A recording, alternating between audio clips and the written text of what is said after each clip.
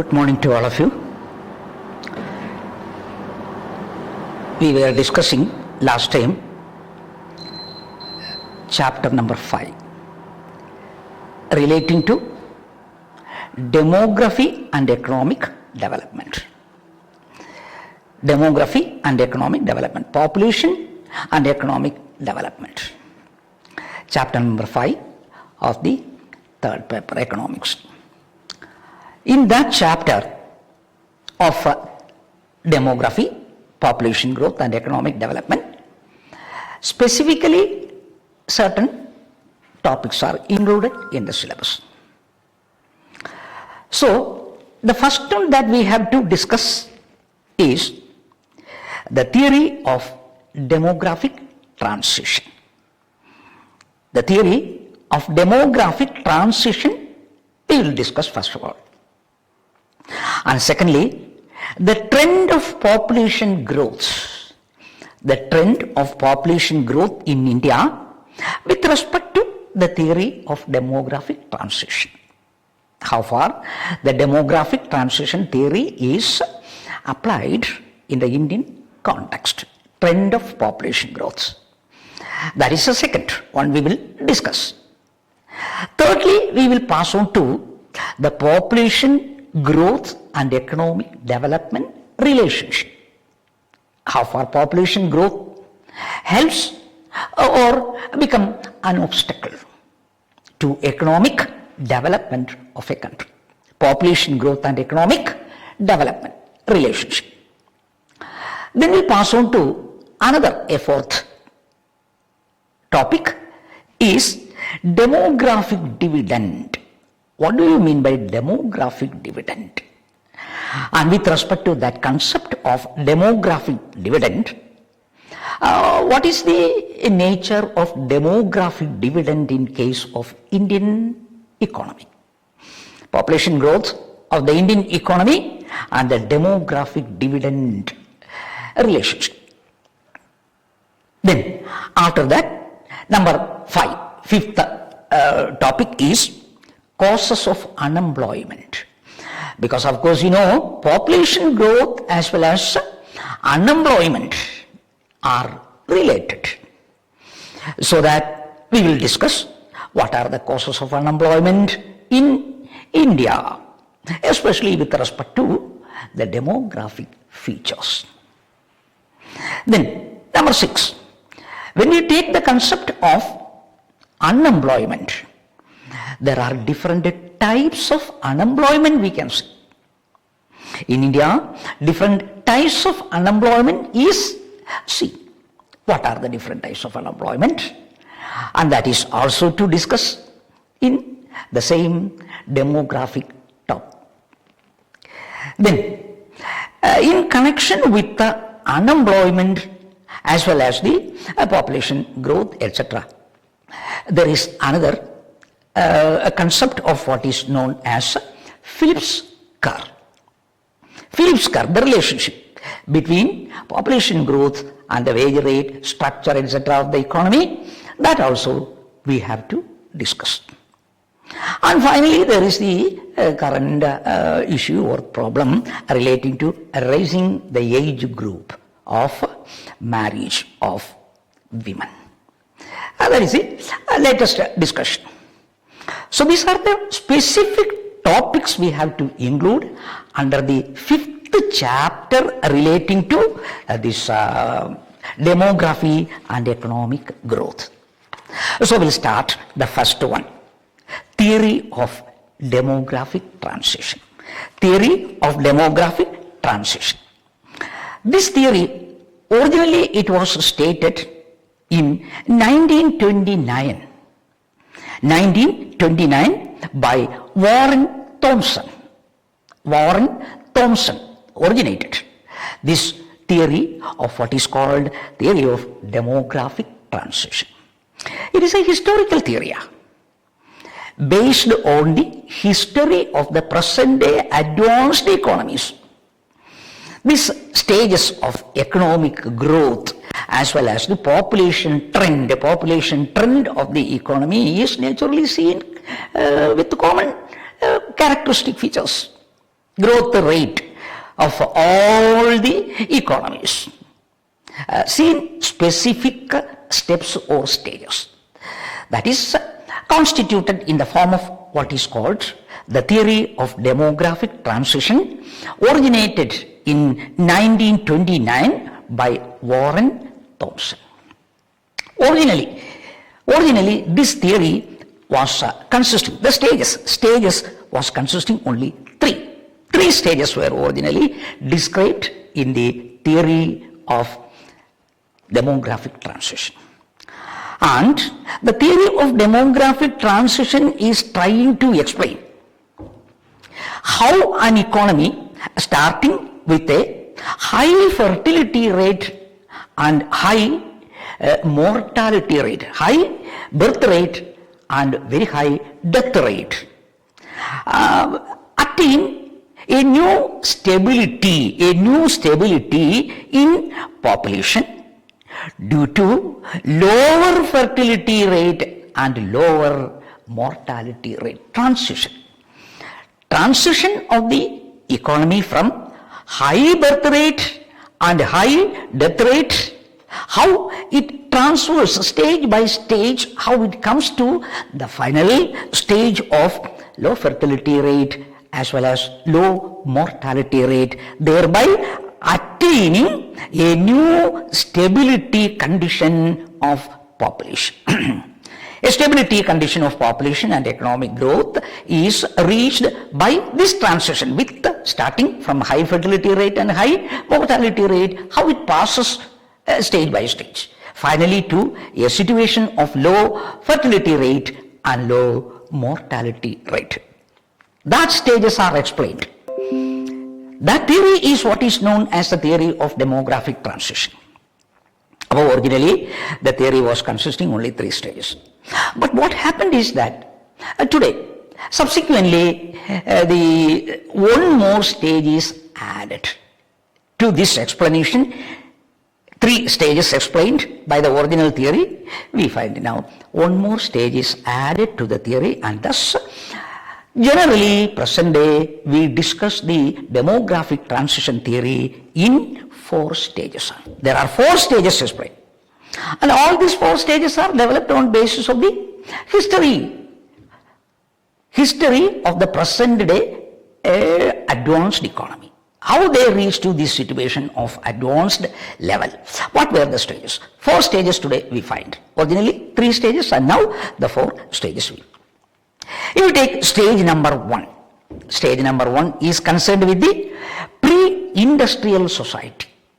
Pre-industrial society beginning stage. Pre-industrial society, where the characteristic feature of the pre-industrial society is high fertility rate, high birth rate and very high death rate. And with a very high birth rate on the one side and a very high death rate on the other, this plus and minus will be cancelled so that the population growth will be balanced. There will be a stable population, will not be a problem. Population growth may not be a problem in the first stage because a very high fertility rate is cancelled by the very high death rate, very high fertility rate and very high mortality rate, giving a balance between these two so that a stable population growth may exist in the early stage and population may not be a problem to the economy. Population may not be a problem to the economy in the first stage with a very high birth rate as well as the very high death rate. And you find that very high birth rate in the early stages, because of what reason? Because it is supposed to be a biological reason. Or we may say that it is a biological concept that the birth rate is going on, increasing, and the people may not be able to understand also the need for controlling the population due to what? Illiteracy, lack of education, knowledge. We find that the birth rate will be very high, being a biological process. On the other hand, death rate is also equally very high. Government may not be in a position to provide many facilities, hospital facilities, primary health facilities, or nutritious food facility cannot be provided because we are concerned with the pre-industrial state. So there may not be any provision to regulate and control or reduce the death rate. There may be no provision existing because of the lack of economic development. And there may also be, this is supposed, one is a biological process birth rate and this is a natural correction method. Natural correction method, the nature will rectify the defect of equilibrium. And so we see, because of the high birth rate and high death rate in the first stage, population may not be creating any problem to such types of society, and that is the first stage of transition. The first stage of economic development is concerned with very high birth rate and a very high death rate. And these two, plus and minus, concept is equally sometimes cancelled so that population may be stagnant. Growth rate of population may not be a problem. Population will not be a problem to such a pre-industrial society. When we come over to the second stage, transition stage, second stage, history shows that it is generally concerned with the developing economies of the nation. Developing economy, you find in the second stage, when we come, we may find that the birth rate will continue as in the earlier case, being a biological process. Being a biological process, high birth rate will continue. But at the very same time, since we are in an advanced stage, government may be able to provide many provisions, health facility, sanitation facility, drinking water facility, nutritious food facility, everything government may be able to provide, thereby increasing the life duration of the people. Average expected life duration of the people may increase because of the provisions given by government. Government is able in the second stage. So government is able to provide with such facilities which may help to reduce the mortality rate, child mortality rate or infant mortality rate. All these things will be reduced because of the provision, because of the possibility of government to provide with such facility. Average expected life duration of the people may increase, death rate may come down. So what you see, while the birth rate is continuing as such in the previous case at a high level, being a biological process, in the second stage, because of the provisions, ability of government, we find death rate is drastically reduced. And this will create the problem of population explosion. Because the plus aspect, birth rate is at a higher rate and a higher level, while the death rate being very low, population growth may become a problem to that economy and it may result into what is called a population explosion. Very high population growth rate we find in the second stage.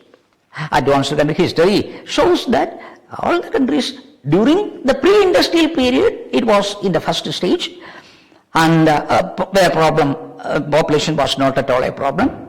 And the second stage, of course, population is a problem, drastic problem that may be faced by economy. In the second stage is population explosion itself. Very high growth rate of population because of this. And the third stage explained in the original theory. The third stage explained by the original theory relating to advanced economies. Developed and advanced economy, the third stage is explaining a fall in the birth rate, fertility rate, or a fall in the birth rate, as well as a decrease, a fall in the mortality rate. Death rate as well as the birth rate in the third stage will come down. Birth rate may decrease because people have education, They can understand the need for reducing the family size, and as a result of which family planning and other devices may be particularly seen in such an advanced stage because of the living standard, higher living standard of the people in the advanced stage, reducing the population. Birth rate will be reduced drastically, and at the very same time already we have seen in the second stage itself provisions provided by the government in the health, education, sanitation facilities, etc., as a result of which epidemics and other things can be controlled, death rate can be reduced, average expected life duration can increase, and hence we find both are in the decreasing level. Birth rate as well as death rate is decreasing, so that we find a new stable level of equilibrium is attained in the third stage according to the historical evidence. These were the three stages. These were the only three stages explained by the original theory in 1929. Subsequently, a stage fourth stage is added to the transition theory based on the history of the present day advanced economy, namely we may say based on the present problems of Germany, Italy as well as Japan especially. On the basis of the problems that is faced by the three advanced countries of the present day, Japan, Italy as well as Germany, a fourth stage is added. In the fourth stage, the same low birth rate and low death rate, of course, that is true. As in case of the third stage, a very low birth rate due to the development and advancement, and a lower death rate because of the provisions, we find both are lower. But the difference is that, the nature is that the birth rate is even lesser than the replacement rate, death rate. Both are lower, of course, birth rate is lower, death rate is also lower, but when we make a comparison of the birth rate as well as the death rate, birth rate will be even below the death rate. Birth rate is below the death rate means what? There may be a shortage of population. There may be a shortage of population because the birth rate is too low, even lesser than the replacement rate. And as a result of which we find a shortage of labor will be the problem in the demographic side during the fourth stage. As we see Italy, Japan, Germany, they are facing the shortage of labor today. Especially, Japan and such countries are advanced. Grown economic development was due to the labor-intensive methods adopted. Due to the labor-intensive methods adopted, we find a fast economic growth we could see in such countries. And along with the main occupation, every house in those countries are supposed to be a production unit. They were producing one or the other commodity along with their main occupation, main job. Out of office hours, out of the regular work hours, they will do some work in their own home using the labor force available within the family. Using the labor force available within the family so that they can get a better living standard. That is a nature we find in such countries. But today what we find in these countries is that labor shortage, they are not getting labor sufficiently to produce these commodities in the domestic level. And so labor shortage is a problem in the fourth stage because of the drastic reduction in the birth rate, which is even below the replacement rate, a fourth stage added to the transition theory, based on the experience of Germany, Italy, as well as Japan. So that is a threat to the industries of these countries. industries of these countries are suffering labor shortage, mainly labor intensive method of production. When they follow, they will find a shortage. Labor shortage is found, which is experienced in the country. We know in case of India, India reached the second stage, started the second stage in the year 1921. In the year 1921, we entered into the second stage, and till 2013, we find we were in the second stage itself. And the nature and structure of the population, that means along with this theory, the demographic transition theory, this is the nature of the demographic transition theory. We will come to the second topic in demography, namely trend of population growth in India. Trend of population growth in India. What is the nature of population growth in India? Trend of population growth in India, especially in connection with what? Especially in connection with the transition theory. Demographic transition theory, what is a trend? What is the trend of population growth in India? Growth rate of Indian population can also be described with respect to these four phases. Four phases also we see in the population trend, population growth of the Indian context also. First, we will start from 1901 onwards. Starting from 1901 onwards up to 1921. 1901 to 1921 is supposed to be the pre-industrial state, and first stage we were passing. Throughout all these years, starting from 1901 to 1921, we were in the first stage of demographic transition, where a stagnant population was existing. Because of what reason stagnant population? The stagnant population was because of the reason that high birth rate is automatically cancelled by high death rate. Death rate and birth rate were very high in the first stage of 1901 to 1921.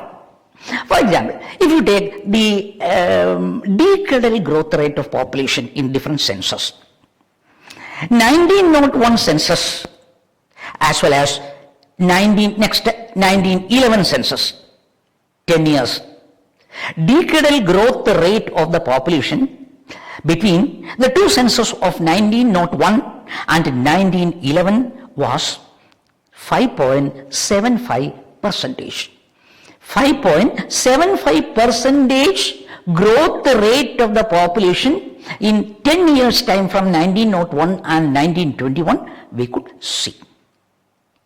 Whereas if you make a comparison of 1911 census data as well as 1921 next census 1921 data, when you are considering the decadal growth rate in 1911-1921, growth rate of population was minus 0.31%.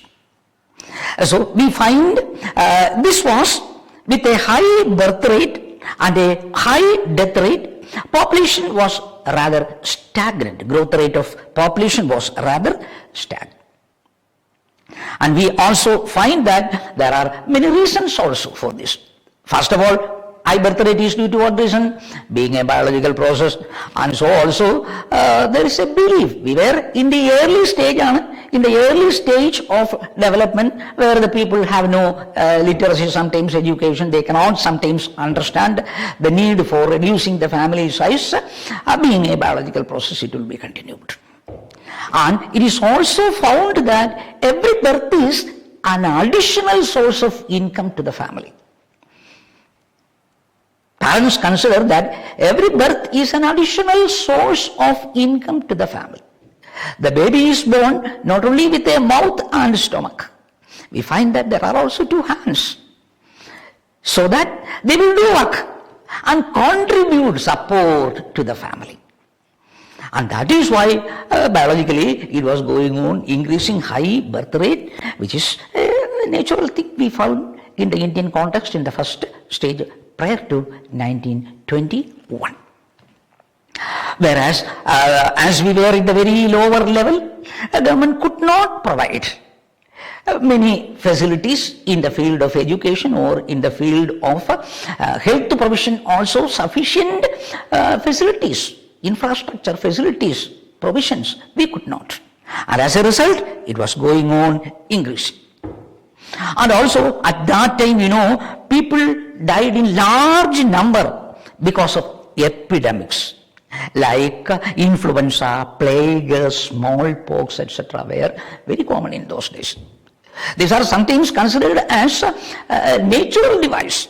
Nature's device to control the population, stabilize the population automatically.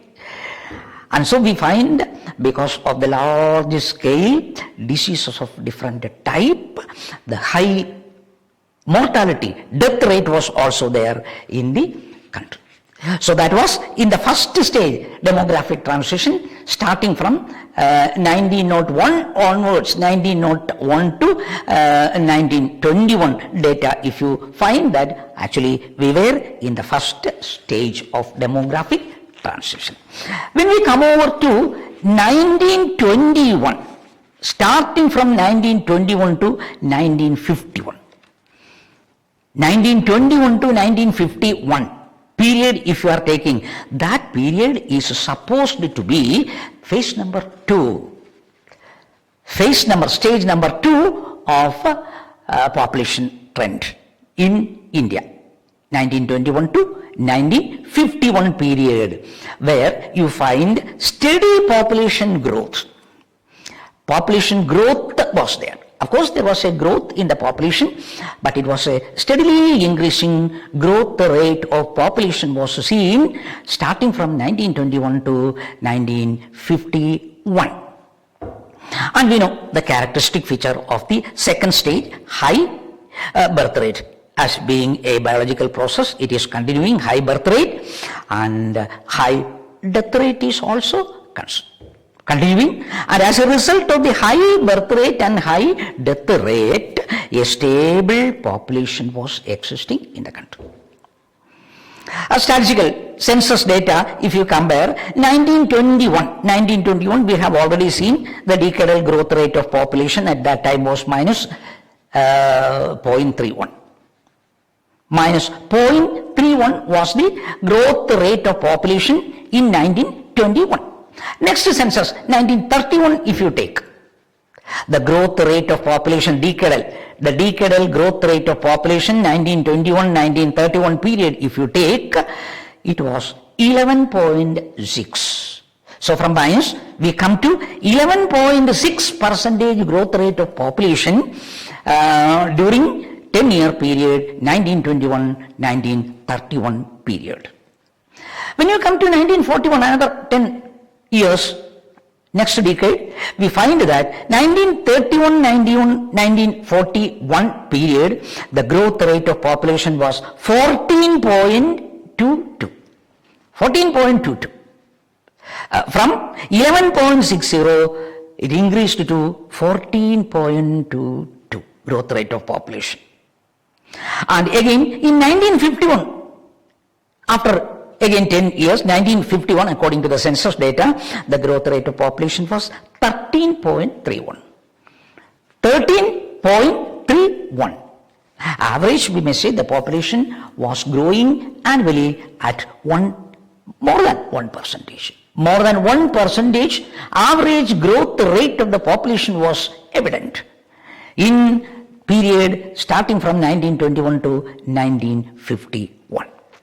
So you see, from minus coming to 11.6, 14.22, 13.31, etc., the percentage growth rate of population in the second stage, 1921-1951 period is C.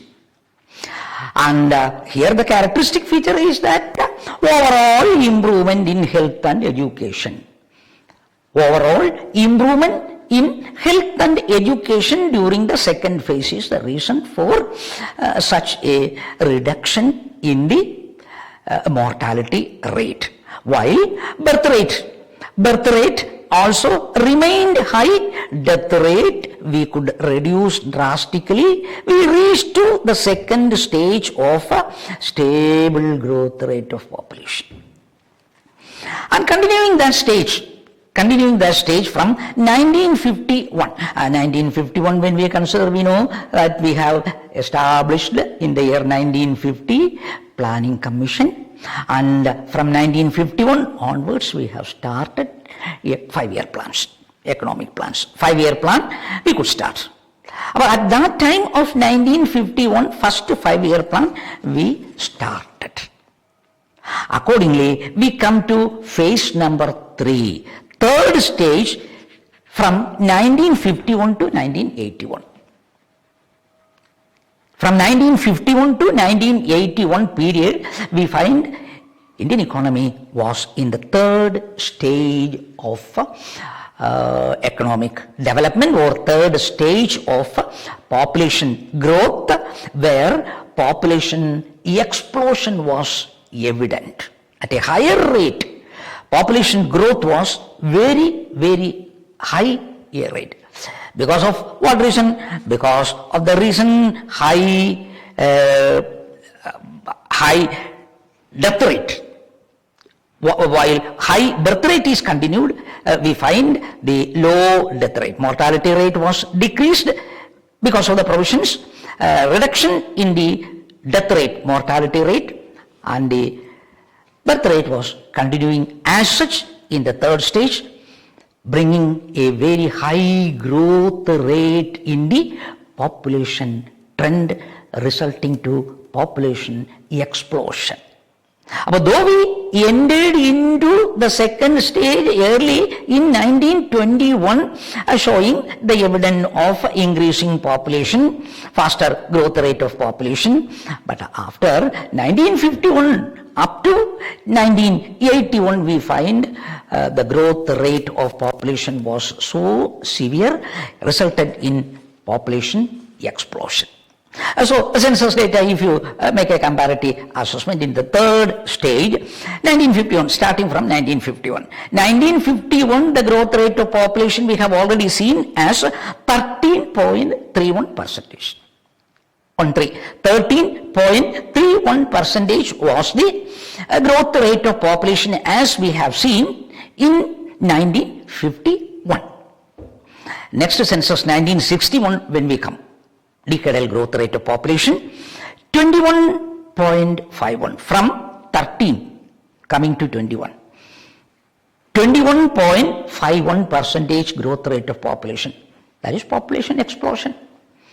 Very high growth rate of population due to what? While the birth rate continuing as such, the death rate we could drastically reduce because of the provisions, especially through the 5-year plan. First 5-year plan period, we find family planning and other devices we have stressed, as a result of which population could be reduced.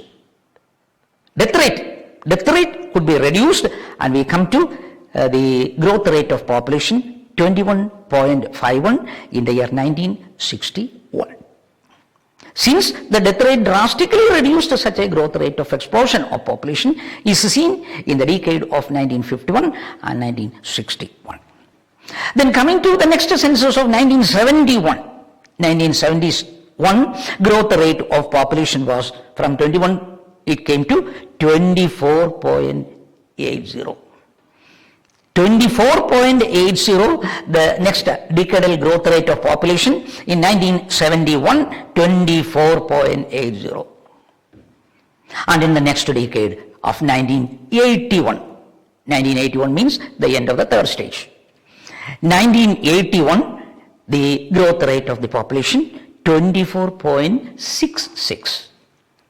You see that period starting from 1951 to 1981 in the third stage. What was the nature of population growth in the country?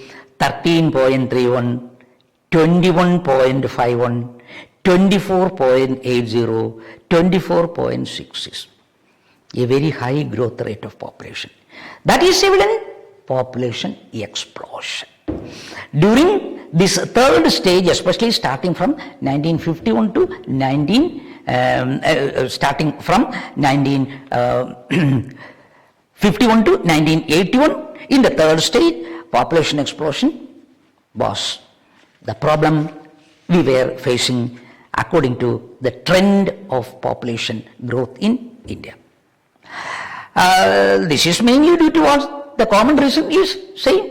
Overall improvement in the health condition as well as educational provision due to 5-year plans and the government policies, educational policies as well as the health policies. We find the provisions were satisfactorily helpful to reduce the death rate of all kind. Then we could also control to a certain extent epidemics of different types which we were seeing in the first as well as the second stage. Because of the health provisions, we could reduce the mortality rate to a considerable extent. So that is the third stage ending 1981. After that, along with these provisions of health, education, etc., to reduce the population, one more reason we can cite for the increased growth rate of population during the third stage, starting from 1951 to 1981. That is migration. We know that growth rate of population is mainly depending upon three factors. It depends mainly on three things. Growth rate of population of a country is mainly depending on three things. One is, of course, birth rate. Second is death rate. And the third one is migration tendency. Migration population is also one of the contribution to the growth rate of population in a country. So birth rate, death rate, migration rate. These are the three things to consider the growth rate of population in the economy. During this period, what happened, we know that from Pakistan, from Tibet, from Nepal, from Bangladesh, these persons, migrations were taking place. From all these neighboring countries, Pakistan, Tibet, Nepal, Bangladesh, we find migration of population to India. That was also another reason for the population explosions seen. Very high growth rate of population as evident from the data, census data, 13 increasing to 21%, then to 24%, and in such a manner, drastic increase in the population explosion happened in the third stage, starting from 1951, 1981. Then coming next, 1981 to 2011, last census. 2011, last census from 1981 to 2011, last fourth stage we start, fourth phase, starting from 1981 to 2011, where you find that both this death rate as well as the birth rate as well as death rate we could reduce, of course. There was a reduction due to the family planning program introduced by government, due to the National Population Policy 2000, PPP, NPP, National Population Policy of government, the provisions provided by government. We find there was a drastic reduction in the birth rate. Along with that, a drastic reduction in the death rate also evident in the fourth stage. Both birth rate as well as death rate were drastically reduced in the fourth stage. Of course, that is true. But the thing is that birth rate and death rate, though lower, we find birth rate is even lesser than the replacement rate. That also we have seen the experience of Japan, Italy, Germany, etc., reaching to the fourth stage. The evidence in the 2011 census is that India may also face with the problem of labor shortage. We have just entered, it is not a severe situation we have reached, as in case of the advanced countries like Japan or Germany. But it is evident that since the population growth rate, birth rate is lower, death rate is lower, but the birth rate is lesser than the replacement rate, lesser than the mortality rate, there may be the problem immediately arising labor shortage and consequent impact on the economic development is possible. So that is the nature of the population trend of population, especially in relation with what? Especially in relation with the theory of demographic transition. So theory of demographic transition, how far applicable, how far evident, what are the stages of trend of population growth in India based on the theory of demographic transition. So that is the next topic, population growth and economic development. Then next one in the syllabus, on the basis of the syllabus relating to demography, the next one is demographic dividend, the concept of demographic dividend. The concept of demographic dividend, how far the concept of demographic dividend is evident in Indian population structure. So the question is, what do you mean by demographic dividend? What exactly the meaning of the concept of demographic dividend? We know that traditionally it is believed that population is a liability on resources of the country. Population is a liability on the resources of the country. Because when the population growth is very high growth rate of population, very great utilization of natural overexploitation of natural, mineral and other resources are required for feeding the population, for supporting the population, and so that exploitation of the natural mineral resources will be to a large extent seen due to the growth rate of population. But traditionally it is believed that, traditional belief is that population is a liability. Liability to what? Liability to the resources, liability to the government. Feeding the population is a problem. More production we require. And for the production of more commodity consumption, commodities, feeding the growing population, or exploitation of the natural and mineral resources may be required, which may also have environmental problems and many other subsequent effect you can see. That is a belief. But at the very same time, while we consider that population is a liability on the part of resources as well as government, we can also see that it is an asset also. Population is of course a liability, agree, but at the very same time we also have to consider that it is an asset. But that asset nature of population is depending upon what? Structure of population. Depending upon the structure of the population, we can also say that population is not only a liability, but it is also an asset. Because I have already mentioned that a baby is born not only with a mouth and a stomach, but two hands are also there. And so that they can work, they can produce, they can contribute to the national income of the country. Dividend, national dividend.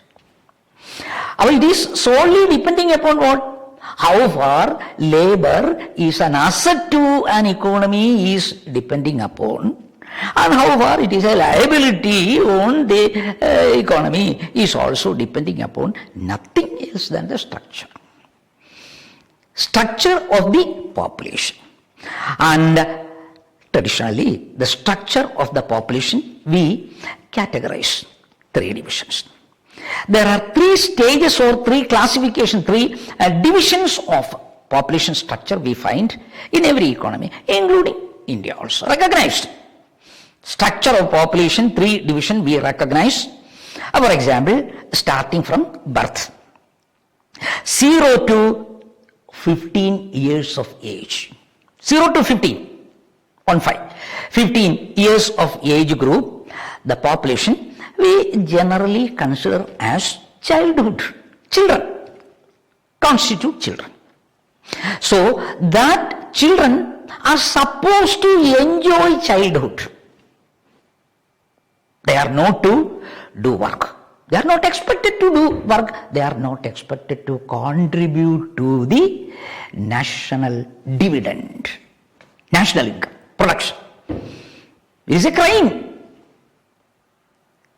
If children are doing work, of course it is a crime on the part of the employer.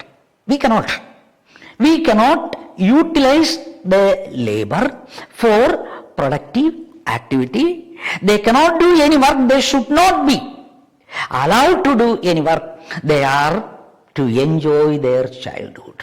Dependents.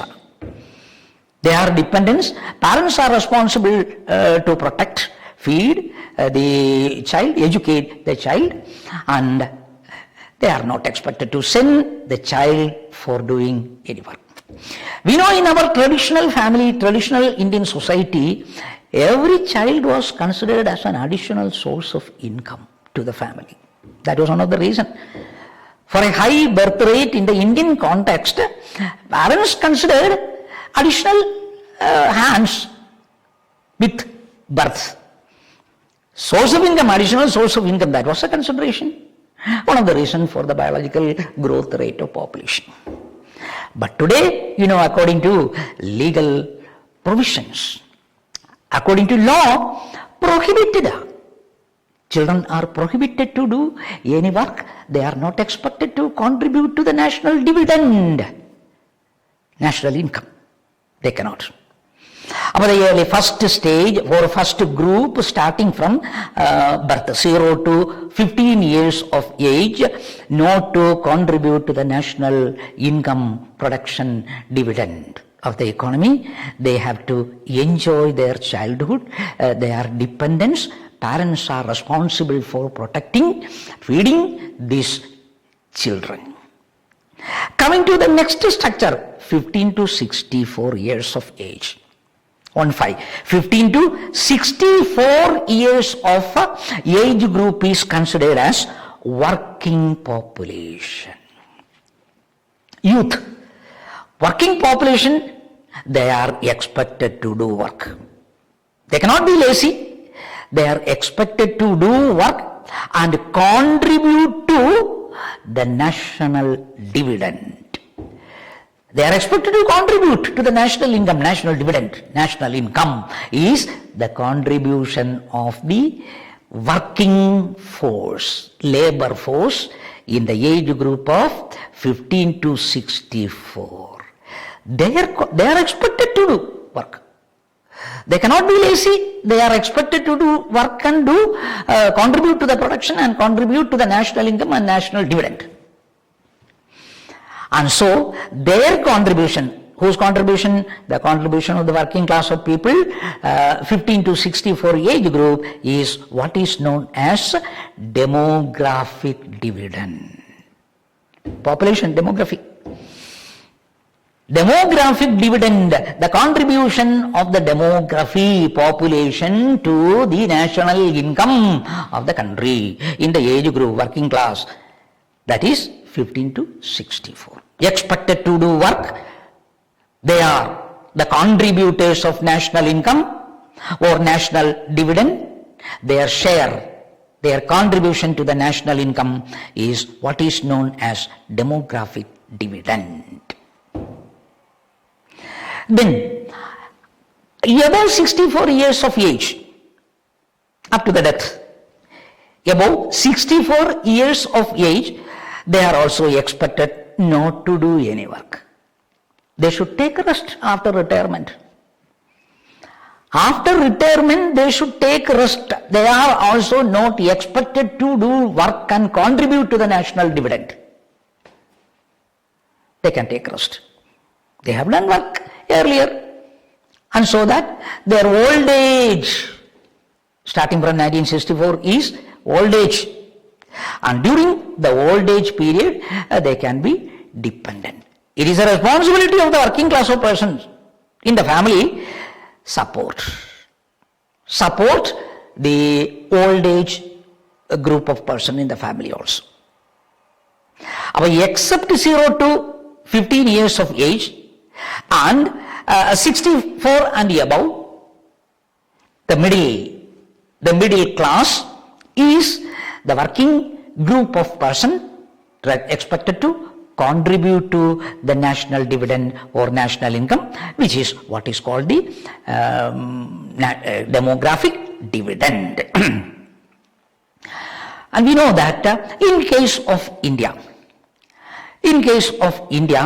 as the birth rate each year there are additional person, that is birth, it is decreasing, and the birth rate is even lesser than the death rate. In the fourth stage, we find dependence is on the reducing level, and the structure and nature of the Indian population is we may say a source of additional revenue, additional income, demographic dividend. Because you see that the group of persons, number of persons belonging to the working class, 15 to 64, is somewhat increasing. While the dependents, children due to the lower birth rate is decreasing. And that is a characteristic feature. And so that we may say the Indian population structure is supporting for a very good demographic dividend. According to 2001 census data,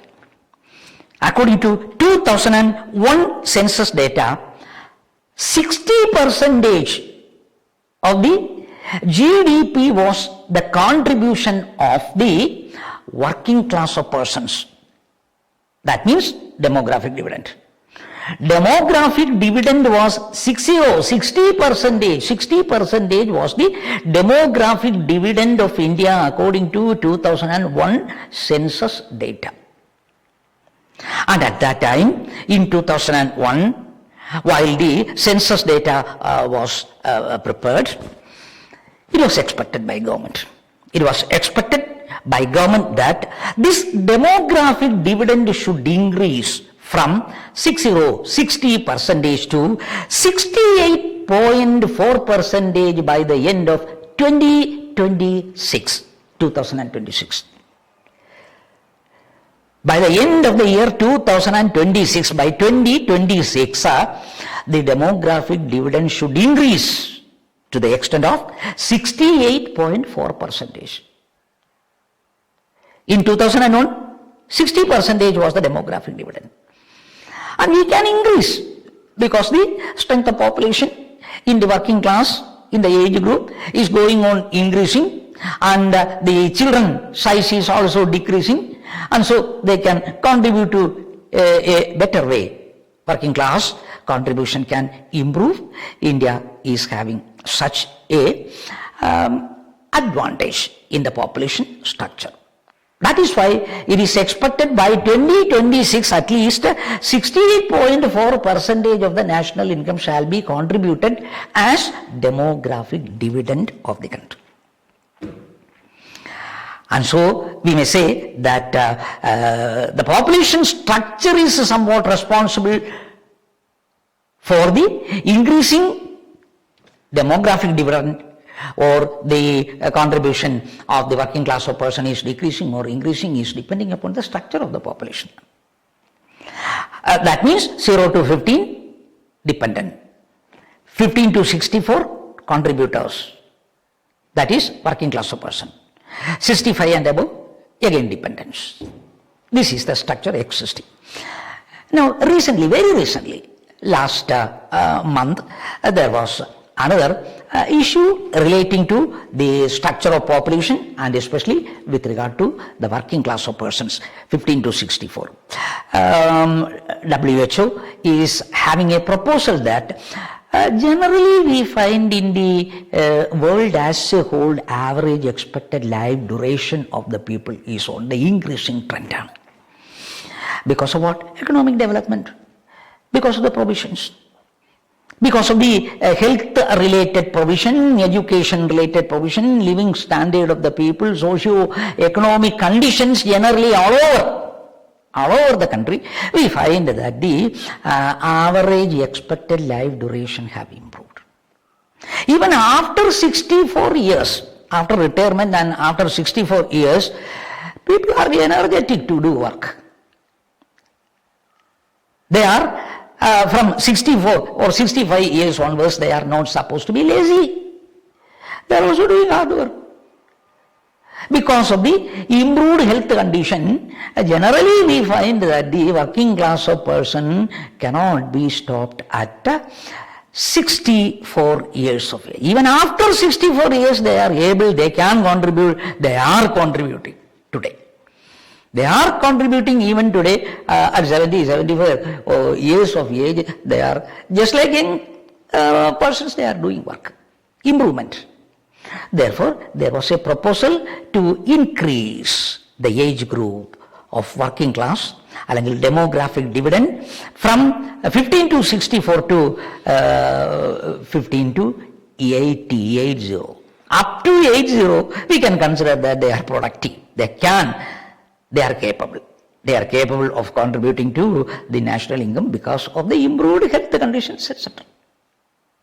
General structure should be changed.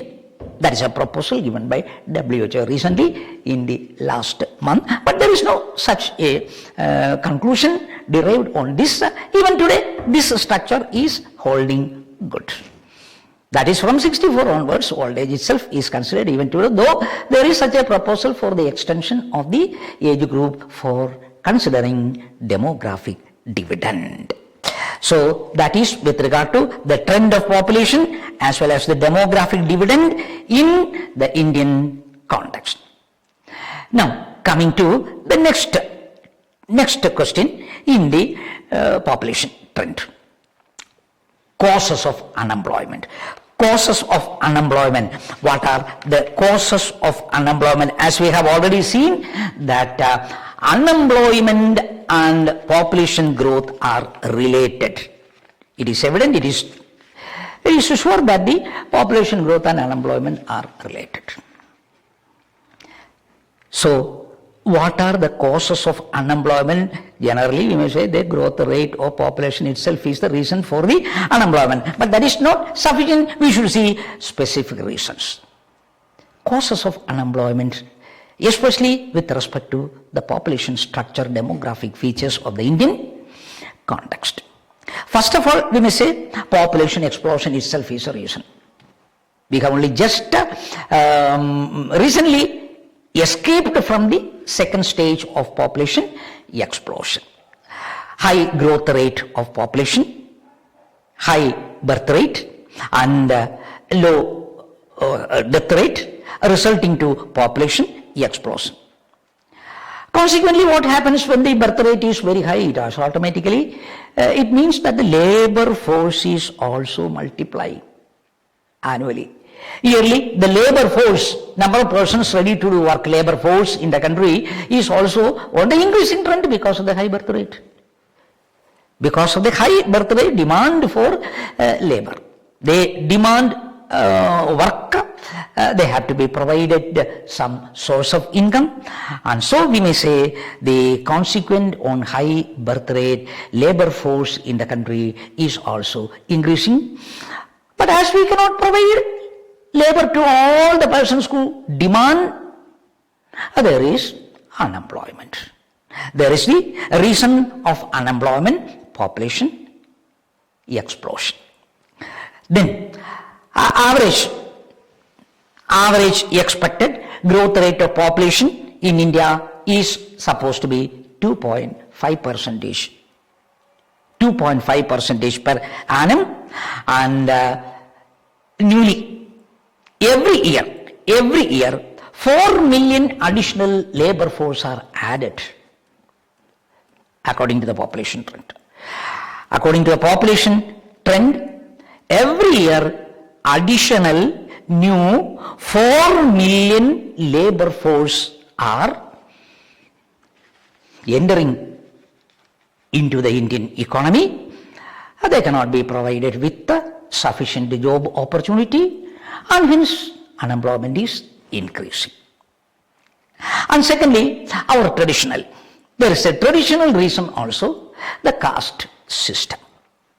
Our caste system is also responsible for the increasing unemployment, which means that work is assigned according to the traditional belief, social belief. Work is assigned according to the caste of the person. We find occupational immobility. Occupational immobility, that means people cannot readily move from one job to the other because of the caste restriction. Especially in those days, very early days, we could see that caste rigidity, immobility of labor force was existing. And that also one reason for the increasing unemployment in the country. They are supposed to do the work allowed for the caste. They cannot move from one job to the other freely, especially in those days, was the reason for increasing unemployment in the Indian context. Then, majority of the people in the country are underemployed also.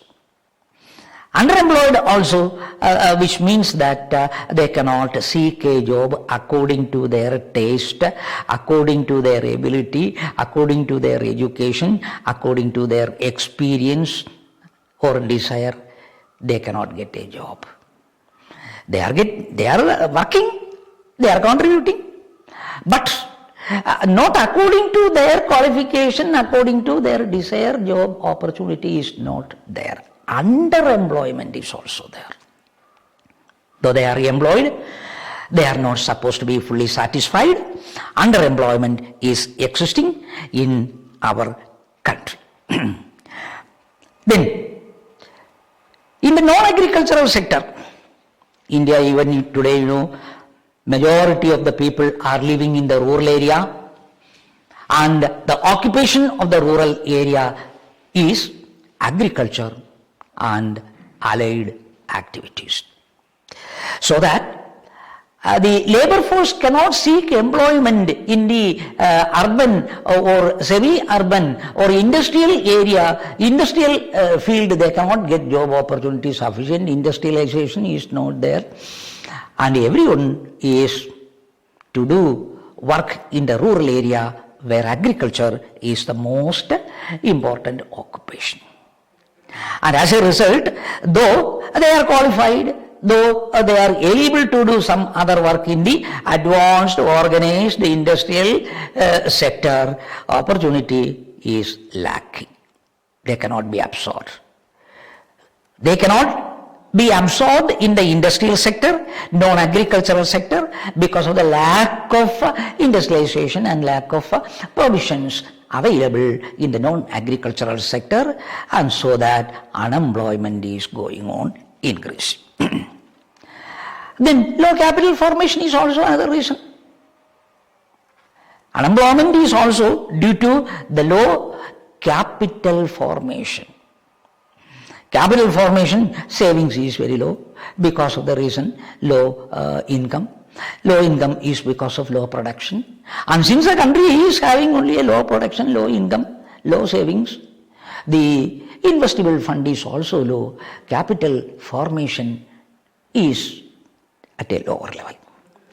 And as the capital formation is very lower a level, better employment afforded allowed to the qualified persons, eligible person, Those persons want a better job or occupation in the industrial sector or in the urban or in the semi-urban area.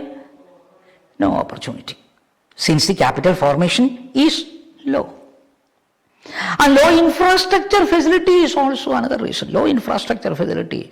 Sometimes semi-urban or urban areas are not industrialized fastly because of the lack of infrastructure facility, transportation facility or communication facility and other required infrastructural facility for an advanced investment.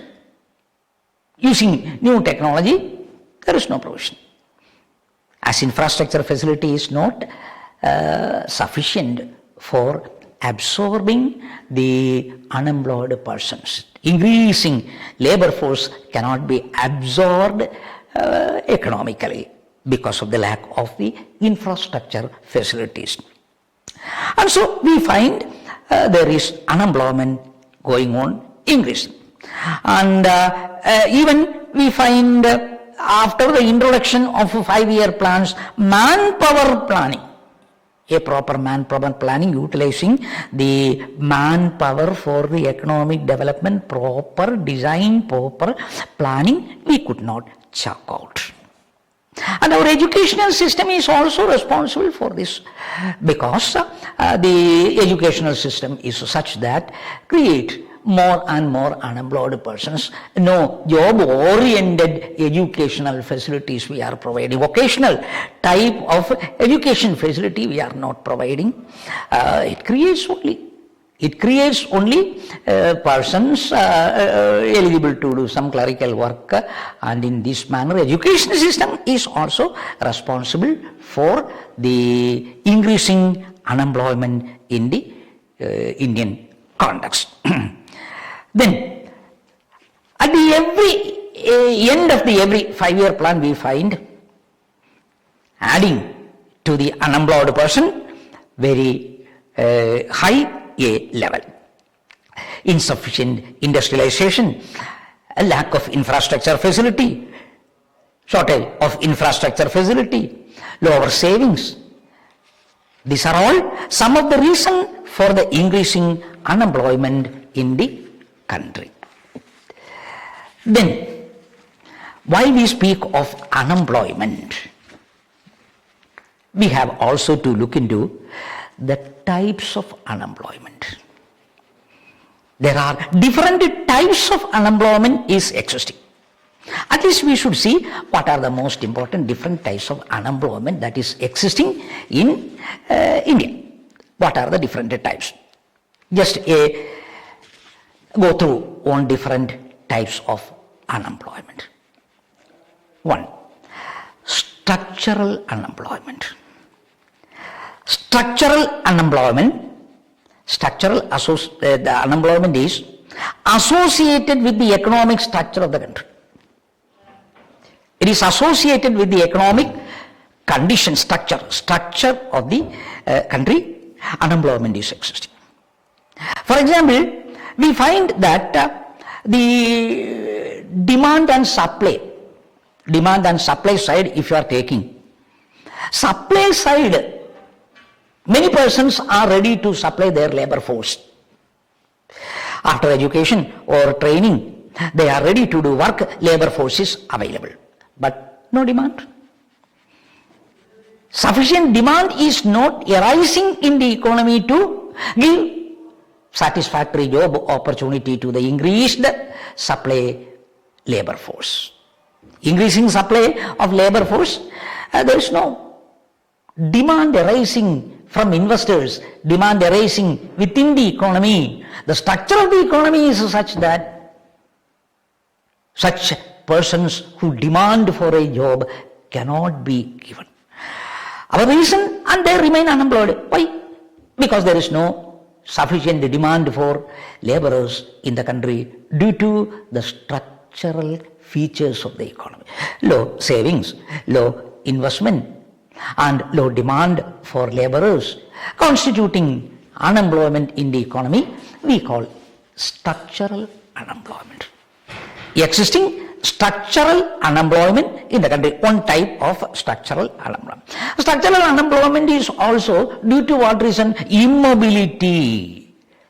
Occupational rigidity is existing, caste rigidity is existing, and immobility is one of the reasons.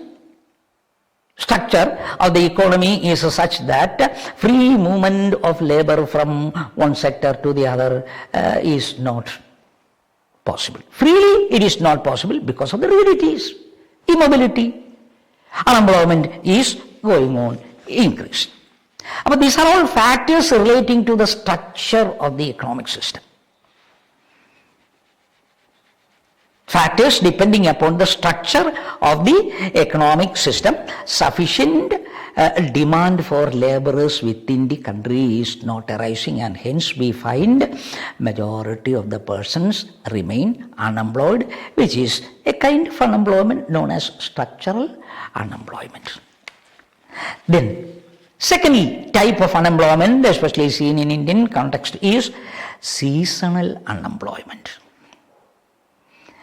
Seasonal type of unemployment. What do you mean by seasonal unemployment? Throughout 1 year, in all seasons, in all months, people are not getting employment. Especially in the rural area, the rural population is a maximum.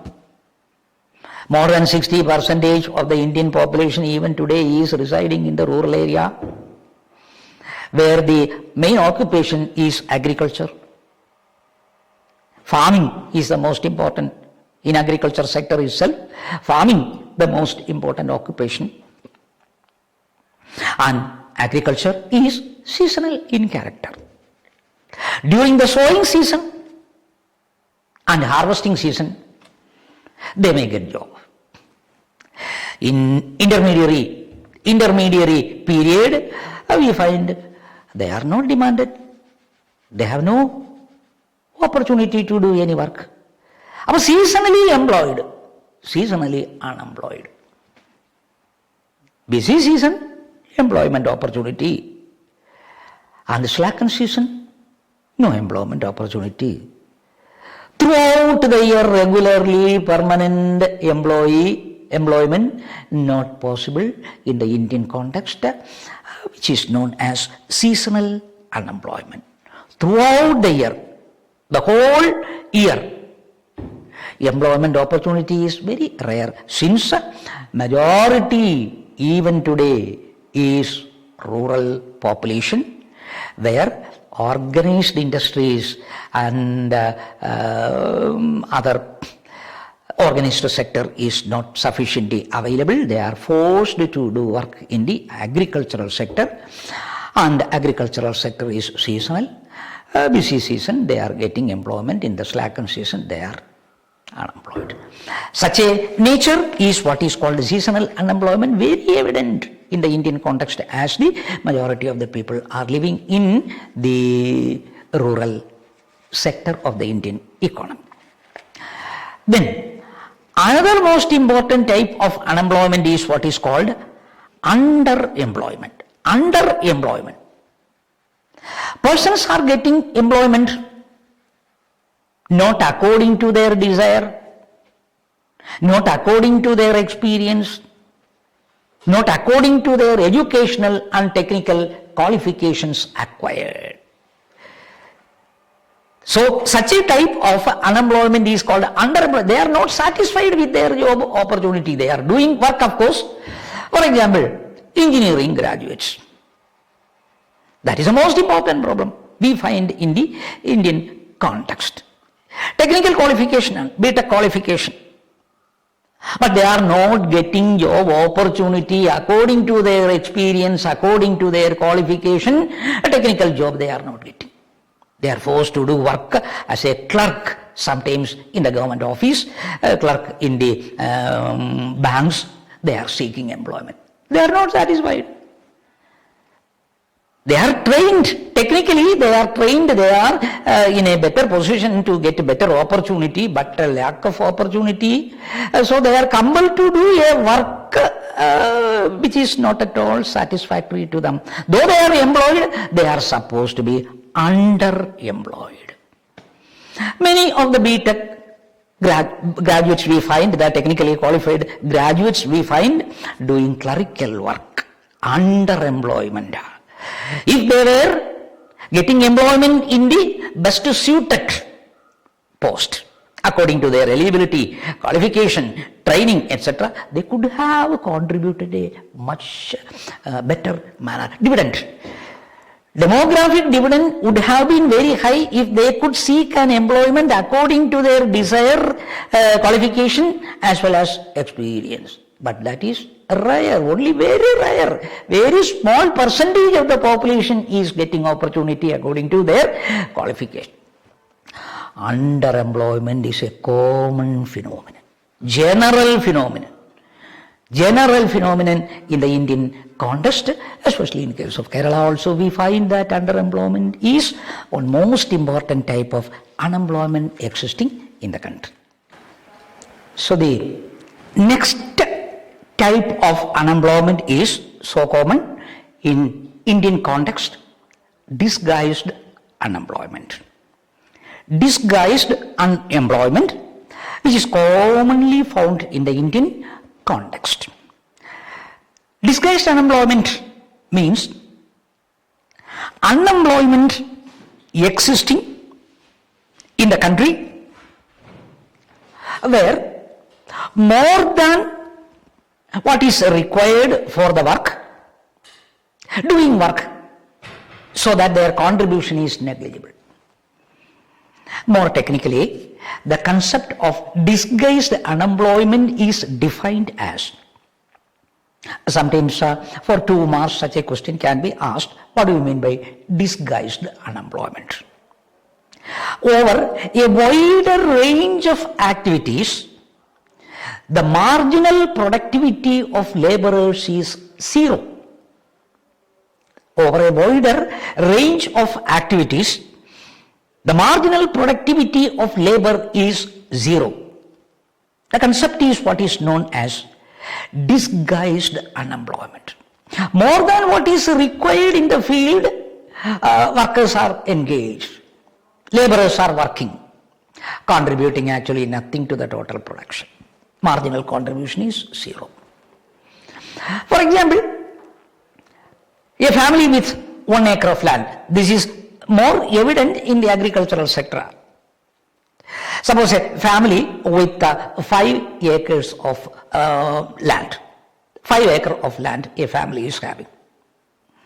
There are, suppose 10 persons in the family, elder persons, 10 persons, all the 10 are doing some or the other work in the 5 acres of land. They say they are employed in the agricultural sector.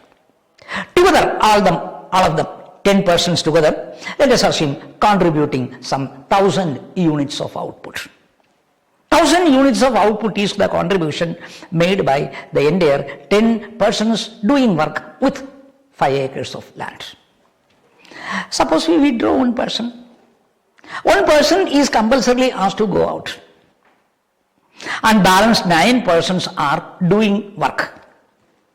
One is leaving, and 9 persons alone, balance is doing work. When 9 persons alone are doing instead of 10, total production may find no decrease.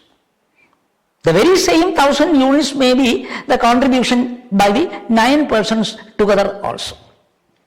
Which means the 10th man, the marginal man, the 10th man, the last marginal man, 10th man actually was idle, actually was contributing nothing to the production.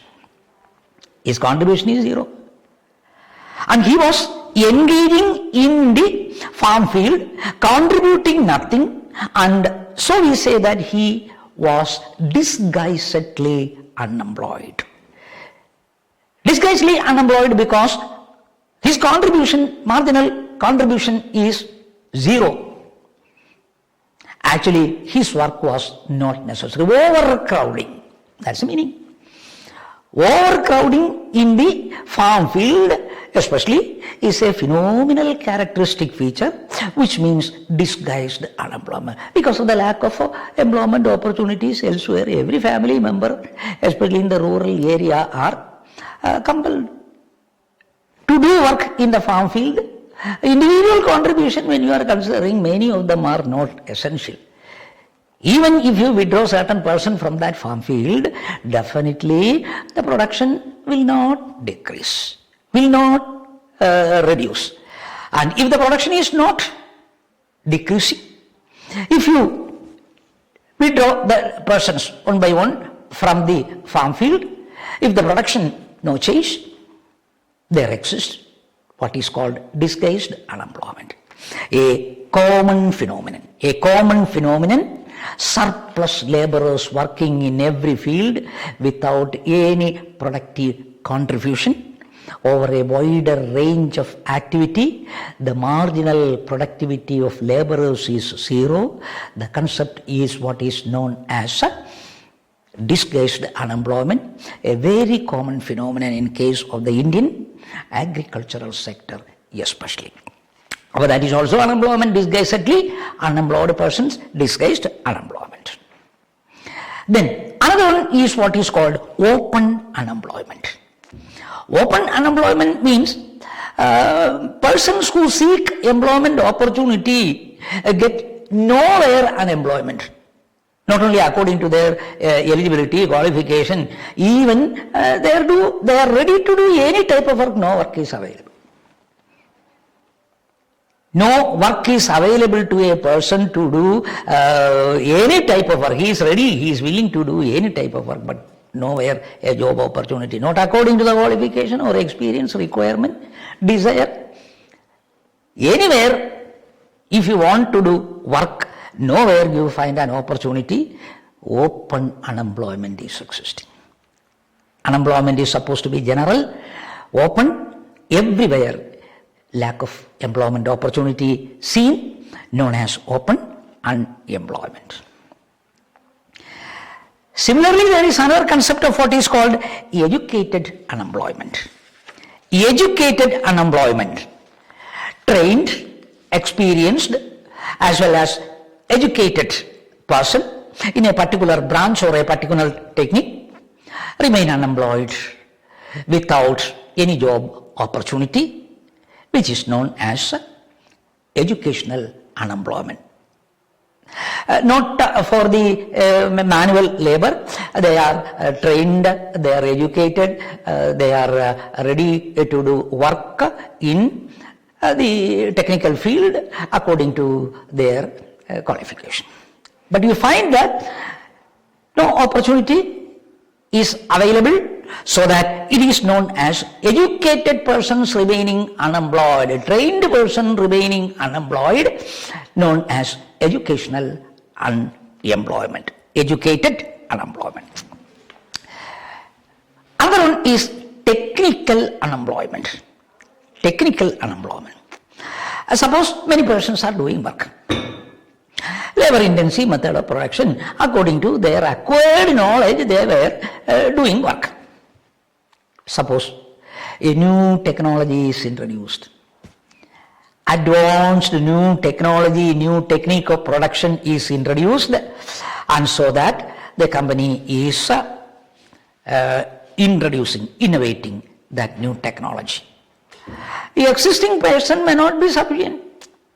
He is untrained in that field, he is not capable of operating that machine, new technique, and he is ignorant with regard to the new technology. His work is not essential.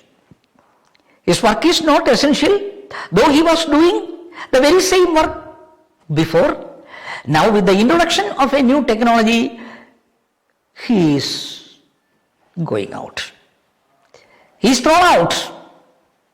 As he is thrown out, his work is insufficient, he is not qualified to continue his work, could remain unemployed, which is known as technical unemployment. Due to the introduction of a new technology, a person remaining unemployed, not suitable to continue the work, going unemployed, known as technical unemployment.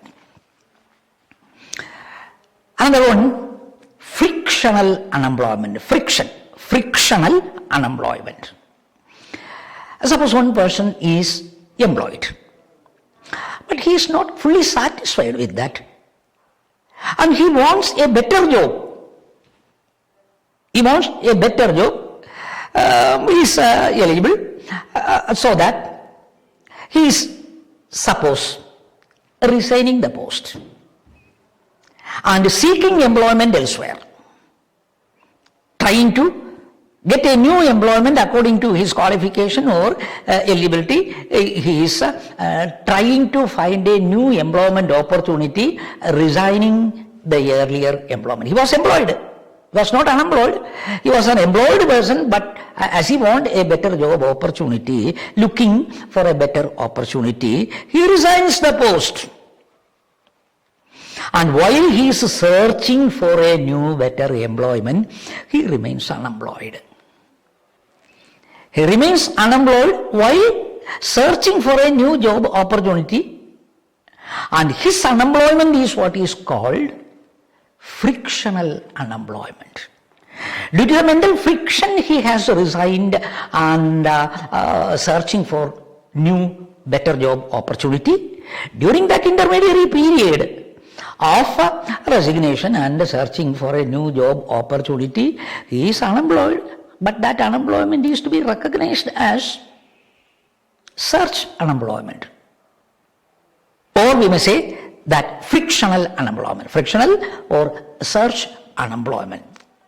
It was also asked in the civil service examination multiple choice question recently, that is, suppose a person is resigning his job and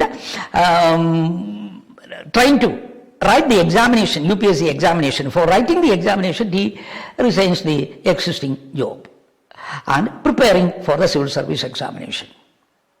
What is the type of unemployment he is facing? He had a job and he resigned that job for preparation purposes, study purposes, seeking a better job and status, resigned the existing job and studying, preparing for the civil service examination. What is the type of unemployment? Many alternatives were. That we may say it is a frictional type. He is also trying to seek a new employment opportunity, and for that he is writing the examination. During the period he is unemployed, and that unemployment is what is known as search unemployment or frictional unemployment, due to friction. Then cyclical unemployment. Cyclical unemployment. Unemployment due to the trade cycle or business cycles in the country. Fluctuations. During some period, we find the aggregate economic activity of the country may be in a upswing, increasing. It is a message on the upward movement. Sometimes the aggregate economic activity may be coming, decreasing, downward, downtrend. Never an economy will go on increasing at the same rate throughout the years. Not possible. Cyclical, wave-like movements are there. Upswings and downswings. During some period, there is increasing activities. During some other period, subsequently a decreasing activity. The same thing will continue, just like we may say wave. A wave-like movement in the aggregate economic activity is what is known as the trade cycle or business cycle. During the upward phase, increasing upward phase, more employment opportunity, more income, etc. is expansion. So it is possible. More employment opportunity is possible during the upswing phase. Whereas downswing, recession and depression. During the downswing, we find a decreased activity, employment opportunities are rare, and so that corresponding to the downswing, a recessionary period or depression period, a person is thrown out from employment, known as unemployment due to trade cycle or business cycle. So trade cycle or business cycle means the aggregate economic activity fluctuation and fluctuating aggregate economic activities, upswings and downswings, wave-like movement. During the upswing, employment opportunities may be sufficiently available. During the downswing, or we may say recession period, a lack of employment opportunity, remaining unemployed, and that unemployment is due to what? Due to the presence of trade cycle. Due to the presence of business cycle and corresponding unemployment due to business cycle or trade cycle is what is known as the cyclical unemployment. Cyclical unemployment. Then another, voluntary unemployment. Voluntary unemployment. From the word itself, we can understand that voluntary unemployment means a person is remaining unemployed voluntarily. He is not ready to do work. Lazy man. He is a lazy man. He is not ready to do any work. So that when he is voluntarily unemployed, though opportunities are offered, he is not ready to do work. In the existing wage rate or salary structure, he says, I am not ready, I am not willing, I prefer unemployment. And he willingly, if he is remaining unemployed without doing any work, though work is offered, it is known as voluntary unemployment. There may be such persons voluntarily remaining unemployed, so many opportunities offered were there, rejected. All these offers he rejected, remained unemployed, voluntarily known as voluntary unemployment. Then involuntary unemployment, just opposite to this voluntary unemployment, involuntary. Involuntary unemployment. What do you mean by involuntary unemployment? Involuntary unemployment means he is willing to do work at the existing wage rate, existing condition. At the existing rate and existing condition, he is willing, he is ready to do work. But nowhere he is getting opportunity to do work. Nowhere an opportunity is offered to work, though he is ready to do work at the existing condition, at the existing wage rate. And such a unemployment is not voluntary, involuntary. Involuntary unemployment. Unemployment where you find the person is ready to do work at the existing condition, existing wage rate especially, but no opportunity, remain unemployed, known as involuntary unemployment. About if there is involuntary unemployment and voluntary unemployment and different other types of unemployment, what do you mean by full employment? The last concept is what is called full employment. Full employment means what? Full employment means, it is a situation, it is a condition where absence of involuntary unemployment. A situation or a condition where you find absence of involuntary unemployment. Involuntary unemployment we have already seen. A person who is ready to do work at the prevailing wage rate and condition, but nowhere he is getting an opportunity to do work, involuntary unemployment is existing. If such an involuntary unemployment is absent, that means all persons who are ready to do work at the prevailing wage rate are getting opportunities. All the persons who are ready to do work at the prevailing wage rate are offered job opportunity, getting employment. Nobody is involuntarily unemployed. That state of affair is what is known as full employment. All who seek employment at the prevailing wage rate get opportunity to do employment known as full employment state of affair, which means absence of involuntary unemployment. It also means that when there is full employment is existing, absence of involuntary unemployment. But even under such a condition, voluntary unemployment may be possible.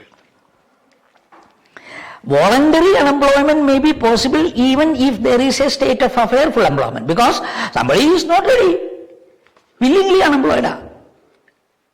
He is not ready to do work, he is willingly unemployed. He is voluntarily unemployed, and his case we need not find. We need not recognize and we need not consider his case, because job opportunity is offered, he is willingly remaining unemployed. So that involuntary unemployment and voluntary unemployment, when we consider, absence of involuntary unemployment is full employment, and even in such a situation of full employment, we can voluntary unemployment present. There can be voluntary unemployment present.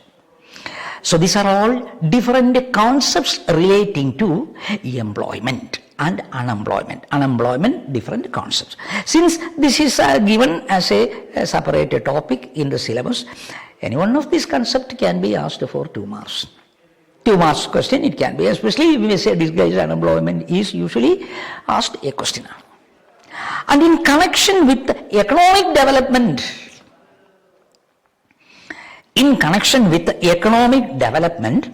and unemployment, there is one more concept we have to consider, which is also usually asked for 2 marks. For 2 marks, it may also be asked. That is Philip's curve. Philip's curve. Name of person, Philip. Philip's curve. What is Philip's curve? Philip's curve is a graphic explanation showing the nature of relationship between unemployment and the wage rate existing in the country. Wage rate and unemployment. The relationship between unemployment on the one hand and the existing wage rate on the other. A relationship between these two, wage rate prevailing in the country as well as the percentage of unemployment existing in the country, relationship is depicted by Philip by means of a curve. And that curve showing the nature of relationship between wage rate and unemployment is what is known as Philip's curve. Now, when we draw the Philip's curve, suppose the y-axis and the x-axis is drawn. Y-axis as well as x-axis is drawn. On the x-axis, percentage of unemployment.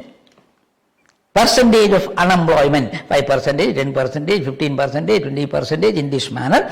Percentage of unemployment is marked on the x-axis. Wage rate prevailing in the country is also measured on the y-axis.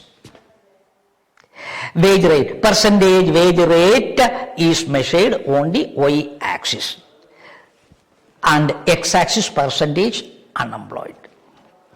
We know from our own experience, we know that when there are many persons unemployed, remaining unemployed, qualified persons remaining unemployed, their bargaining capacity for a higher wage rate is low. Their bargaining capacity for higher wage rate is very low because many are available. Many are remaining, qualified persons are remaining unemployed. so that the bargaining capacity of the unemployed persons being very low, wage rate will come down to a lower level.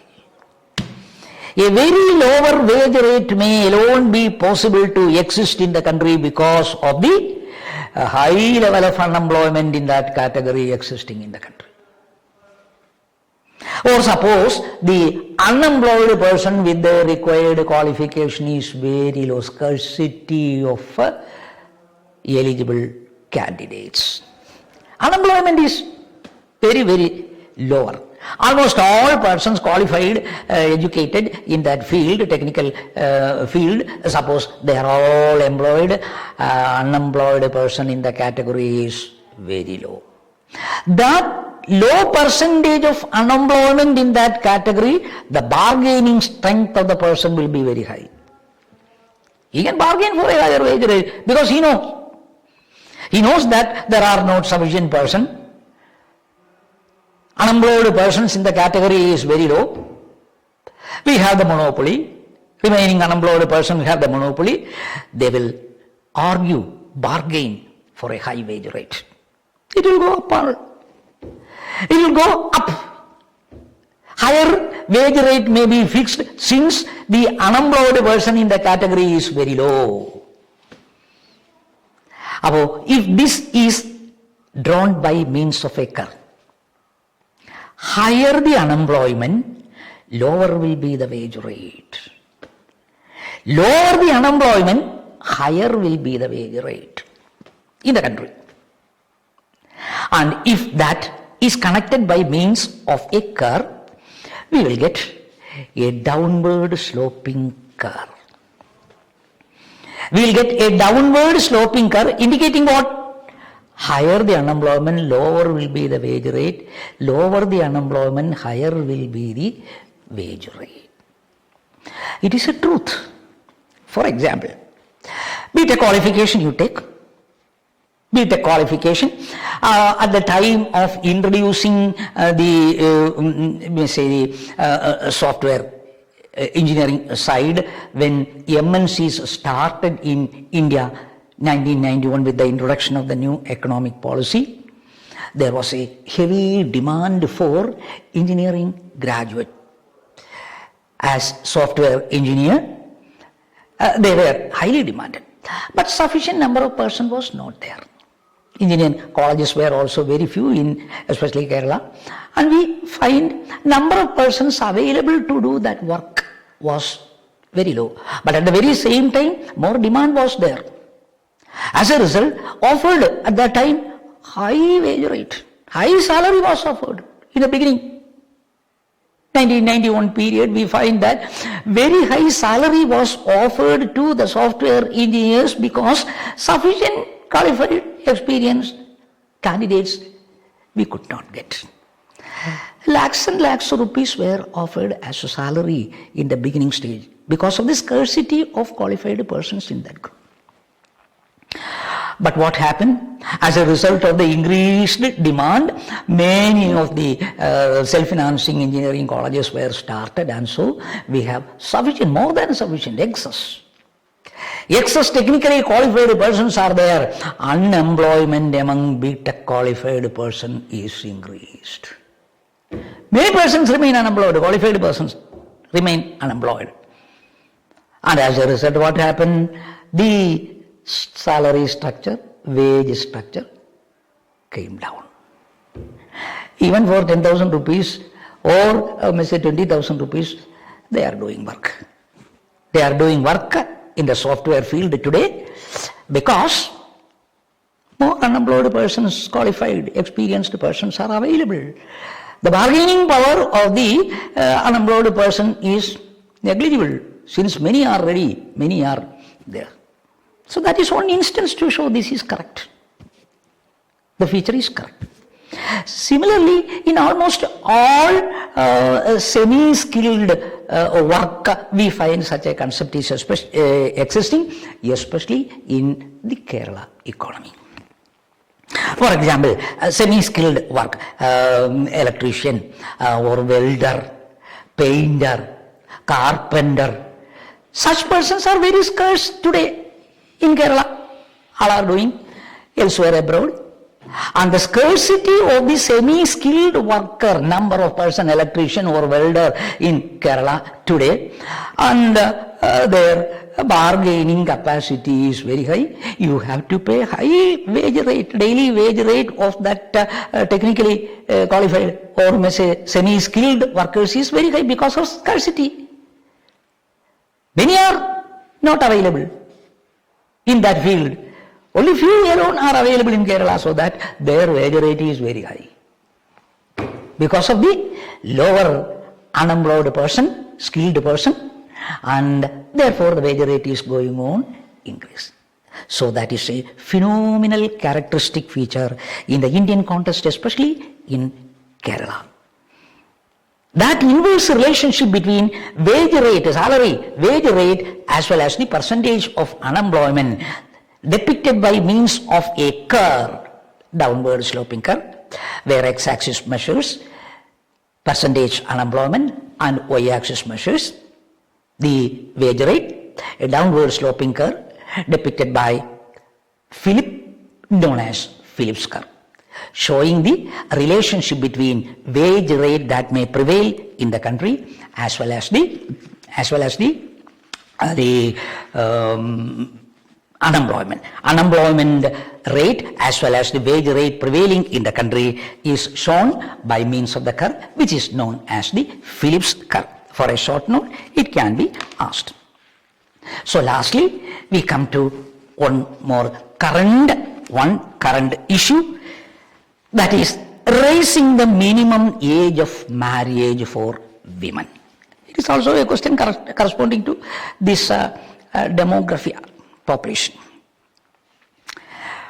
We find that Prime Minister on the Independence Day speech announced the decision to raise the marriage age of girls from the existing 18 years to 21 years.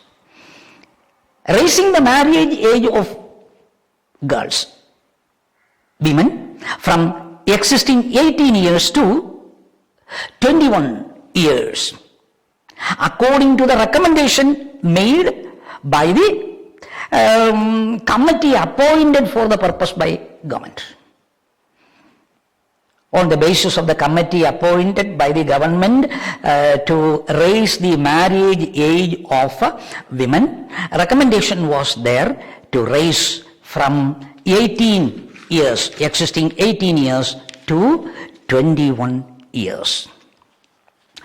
We know the existing age, that is 18 years of age, was fixed on the basis of the Amendment Act, Sharda Amendment Act of 1978. Sharda Act, Amendment Act of 1978, as well as the Prohibition of Child Marriage Act 2006. Prohibition of Child Marriage Act 2006 as well as 1978 Amendment Act responsible, fixing the minimum age required for girls to marry, fixed as 18 years. But there are many problems, controversies arise in this case, and so there was a need for raising the marriage age to 21. And according to the committee, it is said that unwanted pregnancies in the early stage because of the early marriage of 18 years and pregnancy related risk as well as MMR, maternal mortality rate, death rate of the pregnant persons, maternal mothers' death rate is increasing.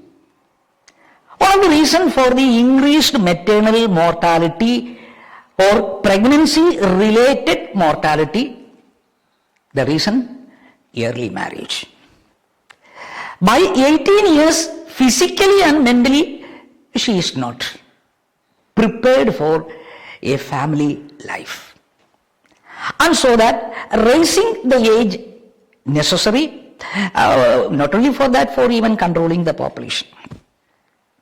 For controlling the population growth rate, birth rate, to control and reduce the mortality rate, infant mortality rate, all such things, it was necessary, according to the committee, to raise minimum marriage age of girls from 18 to 21 as a population policy, demographic. As a demographic or population policy, it was recommended.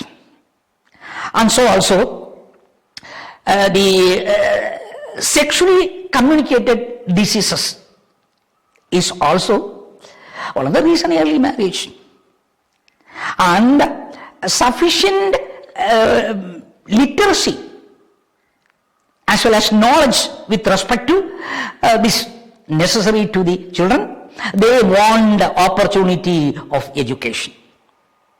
They should get better education. While boys are getting more time period, 21 their minimum age for a marriage, so that up to 21 years they can go to higher education, better education opportunity they are getting. But girls, as they are getting early marriage, education chances are lower. And therefore, girls may lose education, especially higher education chance, because of the early marriage, and therefore increasing the marriage age and controlling for a better population, controlling is necessary with respect to this. Then, on another reason also, due to death, due to we may say maternal mortality, in one statistical data provided by WHO, in India, 15 to 19 years of age group, girls belonging to 15 to 19 age group, in 2017, 35,000 girls dead. The death was due to maternal reasons, pregnancy related reasons, delivery related reasons. 35,000 girls belonging the age group of 15 to 19 was dead in 2017 in connection with the pregnancy and delivery, which shows that they are mentally, physically not fit for marriage in the early 18 years. So better raise this age from 18 to 21 for reducing such types of maternal mortality, infant mortality rate, etc. Then on a constitutional basis also it is recommended. On a constitutional basis also, Article 14 and 21. Article 14 and 21 guarantee right of equality and right to decent life.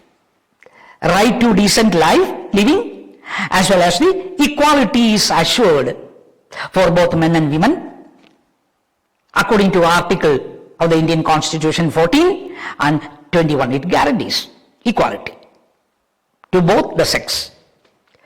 But that article is violated if there is an early marriage. Different marriage age is fixed for men as well as women. A lower for the women, so their educational opportunity is lost. The other men group have more better opportunity for better education. Article violated. Equality article is violated, so that they should also get an enhancement in the marriage, minimum marriage age from 18 to 21. So on the basis of which discussion is going on to realize, increase the marriage age of women from 18 years to 21 years. It is also a question connected with demography. These are all the topics we have to look into in connection with the chapter 5, namely population and economic development. Demography and economic development. So that's all. Now you will get some notes on all these topics which I have taken. That will be available in the WhatsApp group. In the WhatsApp group, I will supply notes for all these topics which I have taken in the class. Thank you all.